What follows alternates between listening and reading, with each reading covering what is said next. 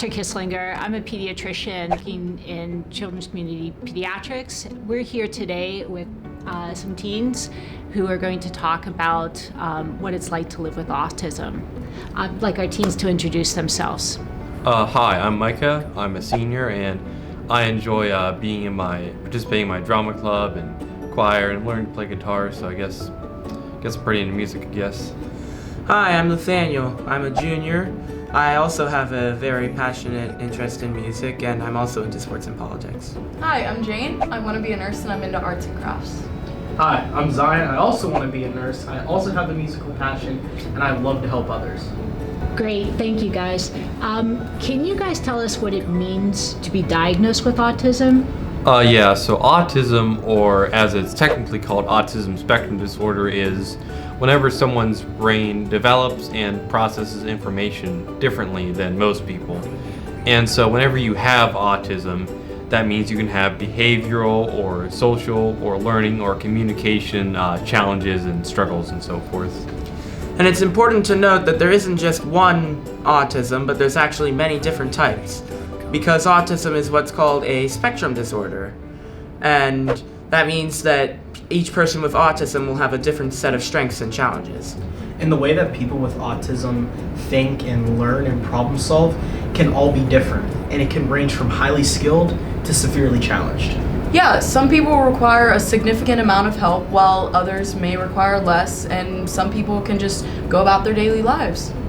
So do any of you have autism? Yeah, I have autism. I have a form of autism called PDD, which stands for Pervasive Developmental Disorder. And with that, I face a lot of specific challenges, a lot of which I've gotten through over the years. So one thing is that I have a problem with eye contact. I don't always latch on to people with my eyes. I have to sometimes remind myself to look at them.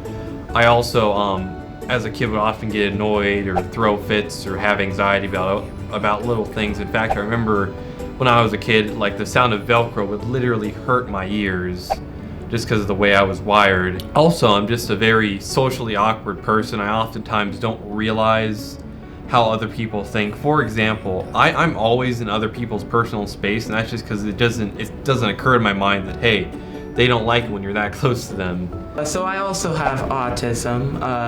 My parents noticed I had some speech and social problems when I was a really young child, so I had some help programs through early elementary school.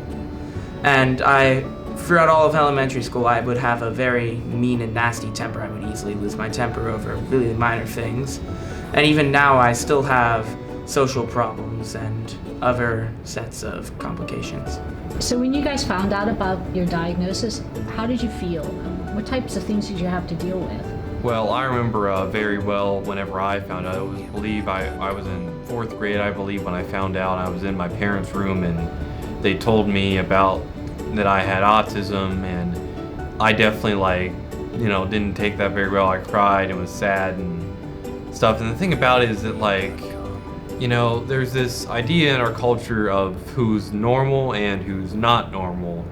And we group people who have autism, other mental disabilities, into the not normal category, and they're made fun of and they're outcasts and so forth. And I've had people, some of which have helped me in various programs I've had to help me with my autism, and said, oh, well, see, there's no such thing as normal. Everyone is different in their own way, and that technically that's true, but in reality there's this hierarchy in our society, and that was really hard because now I'm not cool anymore.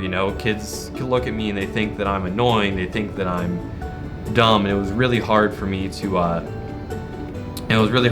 cope with that. And I still to this day sometimes worry that people see me differently. In fact, whenever various people would work with me, they would often, be nice to me in an ingenuine way, if you're nice to if there's some child, that's getting on your nerves, and you're just like, oh yeah, have a nice day, Timmy, and you're just in an ingenuine way. And sometimes I still feel like people treat me like that. So I found out that I had autism relatively recently. It was only a few years ago, and when I did find out, I was a bit shocked because at the time, I didn't know very much about autism. I had sort of related it to more serious cases that I had seen at school, but I found out that it's not that simple, and it really didn't change that much because I just knew that it doesn't define me. I'm not going to be known as the kid with autism. Zion and Jane, do you know of anybody personally that has autism? I do. I've had a friend that I've known since we were about 3 years old. We went to the same preschool together, and we were just friends for a really long time. And then, one day my mom kind of sat me down and said, hey, this friend, he has autism. And I was like, oh, okay, well, that's fine. It didn't really affect me at all. And, as we grew up together, I noticed, kids were making fun of him, and that just really kind of made him sad. So, I told my friends, I said, hey, this really isn't cool. So we kind of helped him get through school, and we made sure that he had other friends that were going to help him get through this. Yeah, I also have multiple friends with autism. In fact, over just over summer, I went on vacation with one of them, and I treat them the same as I would treat anybody without autism.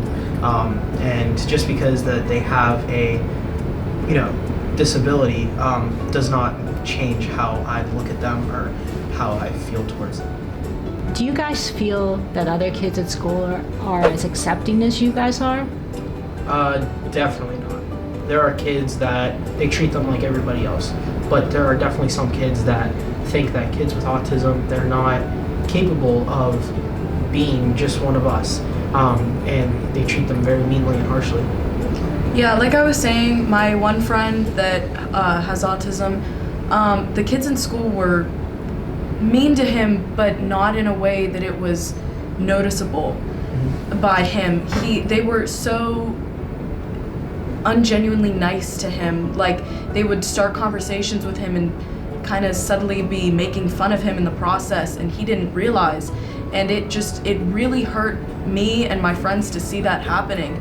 Guys, I give you credit. It's very hard to be a spectator and watch that. Micah and Nathaniel, what do you think? Do you feel like you were treated differently? I feel like in our schools, like whenever you have an extreme case of autism that's obvious to everyone, usually people are generally nice to them. They'll just treat them politely and stuff, but then I think it really gets toxic, you might say, with the people who have a less severe case, but it's still like obvious there's something a little bit not right with them. Like, oftentimes they're made fun of behind their back and they're social outcasts. And I also had my other cases of autism that many symptoms resolved themselves over time, but even still I was seen as different, and a lot of people in our school, they would only really want to hang out with people that they thought they would see as cool, and that was really all there was to it, so I was always sort of an outsider. So, I think it's so difficult for all of you guys. You're in this time of your life where all you want to do is find some people that you fit in with, and that's no different with people who have autism. It's just more difficult for them to connect, and they don't feel comfortable around people who don't feel comfortable with them. Yeah, it's hard enough to fit in when you don't even have a disability. Like, some people don't ever find where they really fit in life. And I just feel like that might be even harder for somebody with a disability, because they're just considered like a super outsider, and that's not okay. Yeah, not at all. And they have feelings, and just like we do, where you had said we all want to feel accepted, and whenever you're not getting that, can be really hard on top of the bullying and whatnot that they're dealing with. See, I think one of the important things you can do when you have autism or some kind of disability like that is just to find some really, really good friends. Because the thing about like true friends is that they see all of your problems and all of your quirks and stuff, but yet they still accept you, and they'll try to work through all of it and try to get you past that. And I have some good friends that I feel like really stick to me and stuff, and like I said, I'm a socially awkward friend in person, but my friends, we make fun of me, and it's just in like a fun-loving way, and I think that's really helped me get over it. And so just getting some friends that accept you can really help, even if, you know, everybody else is making fun of you, even if you have just a few friends that still accept you and love you for who you are, that can really help you. Yeah. And I also have a few friends, and the friends that I do have are the sort of friends that don't care that I'm different, and that makes them real friends, not the sort of fake friendships that I would be forced to have with the sort of supposedly cool kids. Mike and Nathaniel, what advice would you give to teens dealing with autism? Like I said before, one of the most important things you can do is find some good friends that really accept you and help you through your struggles. And another thing is that just keep in mind that if you have autism, there are lots of things that you can help to, a lot of symptoms and struggles that you will alleviate over the years if you work through it, and some that will just go away with maturity. But at the same time, it's also good to remember that you're still going to have autism the day you die, and you're never going to be completely free of your symptoms, which may sound crushing, but it's the reality. I think we need to all, if you have autism, you need to just, like, you know, accept it and own up to it. You should never think that you cannot succeed just because you have autism. There are plenty of very successful people out there who have autism, like Bill Gates and Albert Einstein. I think another thing is that if you have autism, or really even if you don't, you just try to find something you know, an activity or group you really like. You know, try to get involved in a sport or join your drama club or your marching band or whatever. Really find a group of people that you fit into and become a part of a community, a group that you can really like identify with and that you can help to work through your various struggles. Well, it looks like we're out of time for today. Thank you so much, Dr. Kisslinger, for everything that you were able to do. I think we had an awesome and very informative discussion on autism and how it can affect so many people in a good way and in a bad way. Yeah, and remember, if you ever have any questions about this or want to talk to someone about having autism or dealing with someone that has autism, you can talk to your pediatrician or your school guidance counselor about it. And if you liked today's video, be sure to give it a thumbs up. And remember to hit that subscribe button. See you next time.